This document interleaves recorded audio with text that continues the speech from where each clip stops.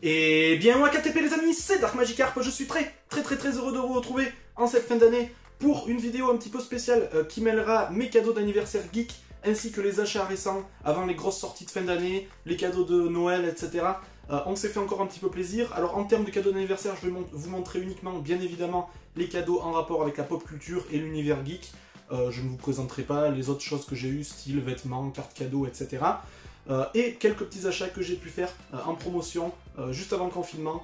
Donc j'ai continué bien évidemment à acheter pendant le confinement, et voilà, je sais qu'il y en a qui n'aiment pas ça, mais moi je continue à acheter sur les sites internet, surtout des magasins un petit peu tiers et des magasins indépendants, et je commande très peu sur Amazon déjà en temps réel, mais là je continue à privilégier mes magasins de figurines favoris, Imaginaire, la Cité des Nuages, Cadeau City, la 4ème Dimension, Figurines Collector, enfin voilà. C'est vraiment des sites que je vous recommande pour ces fêtes de fin d'année. Privilégiez ces sites-là plutôt que les autres.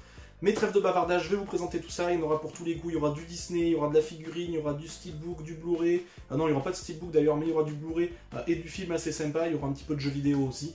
Donc on regarde ça juste après le générique, comme d'habitude. Top au générique et top à la vachette.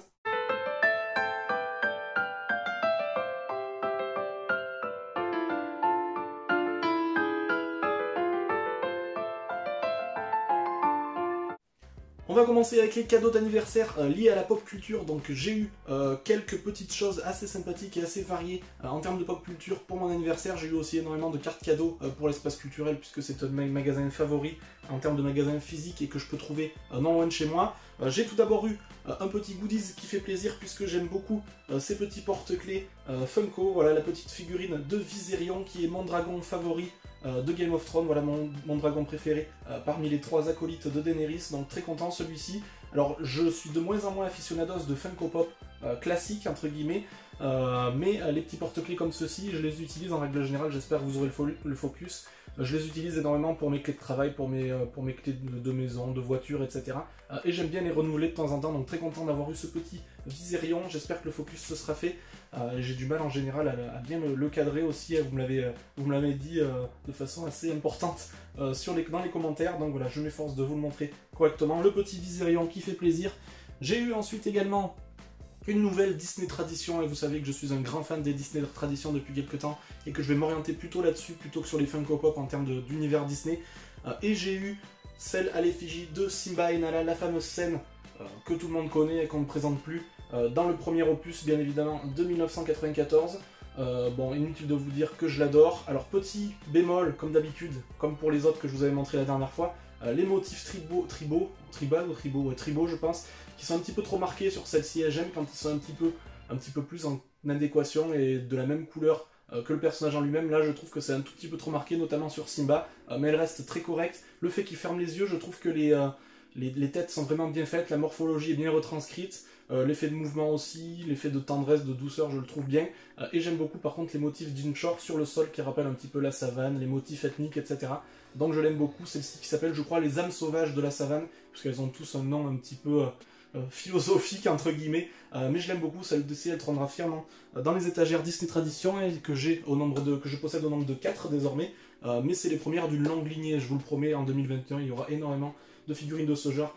Quand on voit le rapport qualité-prix, quand je vois qu'une figurine comme ça, je l'ai payée à peine 40 €, c'est le prix de moins de 3 figurines pop. Enfin moi je suis désolé, mais c'est le compte est vite fait finalement, j'ai un petit peu retourné ma veste, mais pour moi le choix est vite fait, c'est quelque chose qui pèse son poids, qui est de grande qualité, et puis dans une collection, je trouve ça juste absolument magnifique. Enfin, on finit pour les cadeaux d'anniversaire avec un petit jeu PS4, voilà, avant d'attaquer les choses sérieuses sur la Next Gen qui sort très bientôt. Voilà, les nouvelles consoles, enfin, les nouvelles consoles entre guillemets, puisqu'elles n'ont pour l'instant de nouvelles consoles que le nom, et je trouve, voilà, c'est un petit peu dommage d'ailleurs, c'est un petit peu triste d'être hypé par du vide finalement, pour l'instant, voilà, mais bon, on verra ce que ça va donner.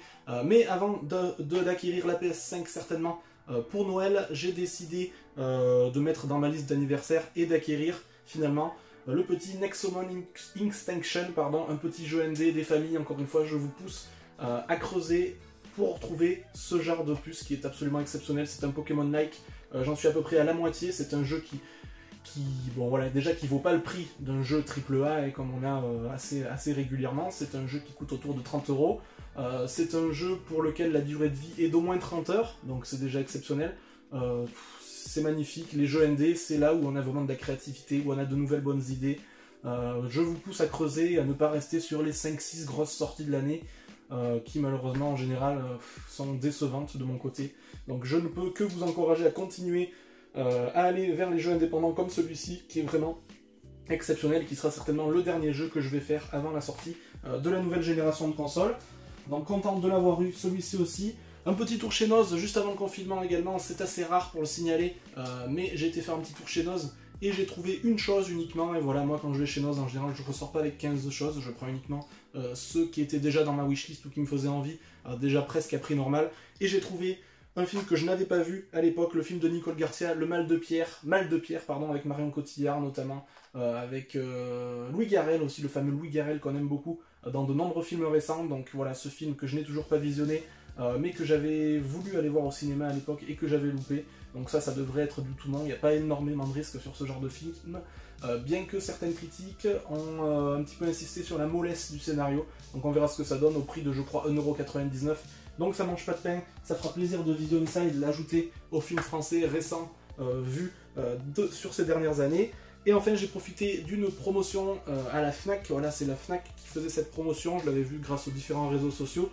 Et j'ai pu agrandir ma collection pour le full set de Blu-ray numérotés Disney, donc je suis content de les avoir acquis. Alors inutile de vous dire que tous les gros titres modernes, tous les gros titres anciens, je les ai déjà.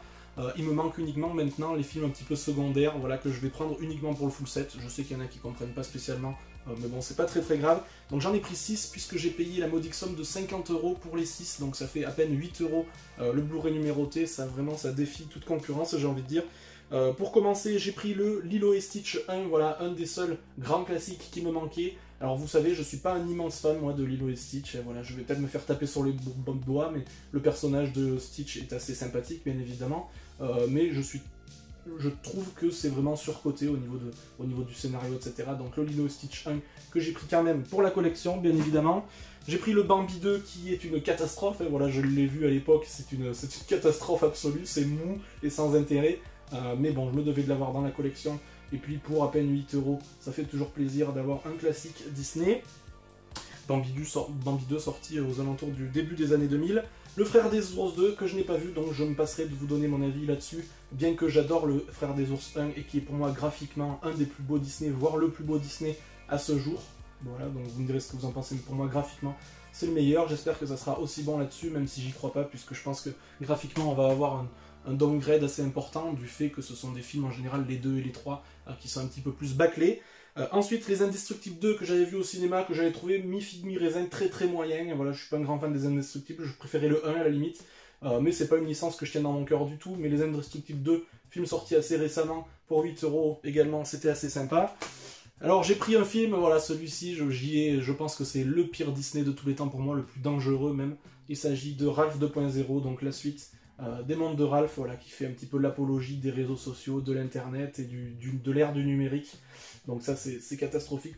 Pourquoi pas le revoir quand même, on sait jamais, sur un malentendu, sur un énorme malentendu, je pourrais peut-être le trouver un petit peu mieux, mais bon, il n'y a pas de grande chance que ça arrive malheureusement. Et le très réussi Toy Story 4, voilà, pour moi, un des meilleurs Disney de ces dernières années, bien qu'il ne soit pas dénué de tout défaut et qu'il n'ait pas un énorme intérêt sur le papier. J'ai trouvé très sympa avec de très bonnes idées, donc content de l'avoir acquis pour 8 €. Voilà, ça c'est quasiment une nouveauté, donc finalement à 8 €, ça mange pas de pain non plus. Et ça agrandit la collection. Voilà, il m'en manque encore pas mal de Disney, mais bon, dans les grands classiques, je les ai tous. Voilà, je dois être aujourd'hui, alors sur 123 chefs-d'œuvre sortis en Blu-ray, je dois être autour de 70-80, quelque chose comme ça, voilà, sachant qu'il y en a qui sont sortis uniquement en DVD, et d'autres qui sont pas du tout sortis, donc ça sera un petit peu plus difficile de les trouver. Mais bon, le full set avance, voilà, petit à petit, je profite uniquement des promos, maintenant je prends plus les Blu-ray bien évidemment à 20 €, surtout que j'ai plus que les petites merdouilles à acquérir, donc voilà. J'en ai fini avec cette vidéo les amis, j'espère qu'elle vous aura plu. Dites-moi dans les commentaires surtout quels sont les objets que vous avez préférés là-dedans, et si vous avez vu certains de ces films, si vous ne les avez pas vus, qu'est-ce que vous pensez de mes achats, qu'est-ce que vous n'auriez pas pris dans tout cela les amis. Le petit pouce bleu ou le petit pouce rouge encore une fois, vous êtes et vous resterez d'ailleurs les seuls décideurs de la chaîne, vous faites absolument ce que vous voulez, ça ne me dérange pas, ça restera bien évidemment le maître mot sur la chaîne. D'ici la prochaine vidéo les amis, plus que jamais sortez couverts, portez-vous bien, et puis salut, salut!